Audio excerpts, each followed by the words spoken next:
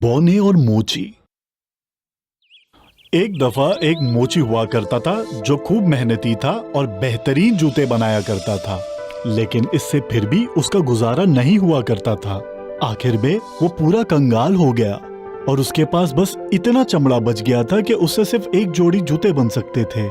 उसी शाम उसने चमड़ा काटा और अगली सुबह जूते बनाने की तैयारी शुरू की और फिर उसी रात वो अपनी बीवी के साथ सोने के लिए ऊपर के कमरे में चले गया। लेकिन वो काफी गमज़दा था। अगली सुबह वो जागा और खुदा की इबादत की और अपने काम पर रवाना हुआ।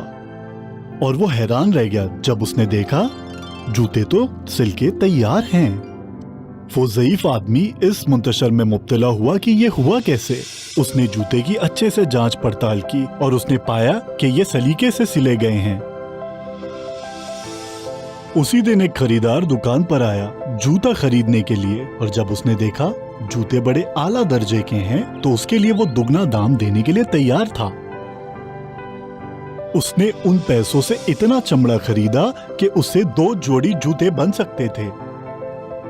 उसने फिर से चमड़े को काट दिया और सोने चला गया ताकि वो उसे अगली सुबह सिला सके।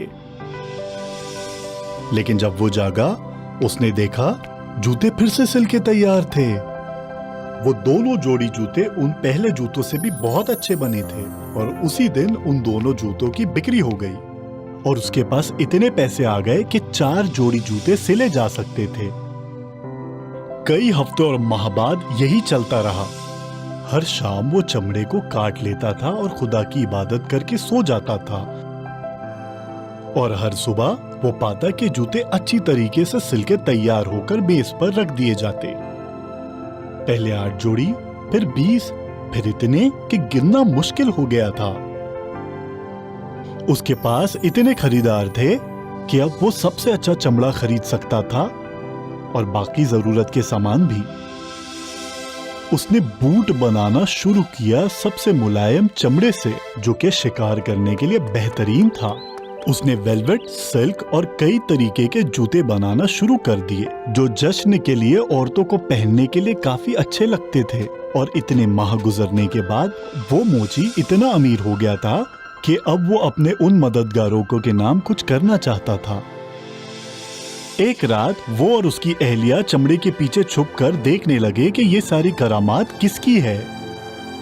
आधी रात को 2 बरहाना छोटे बौने वहां आए और उन्होंने मोची के सारे जूतों को एक झटके में सिला दिया और फिर वो गायब हो गए।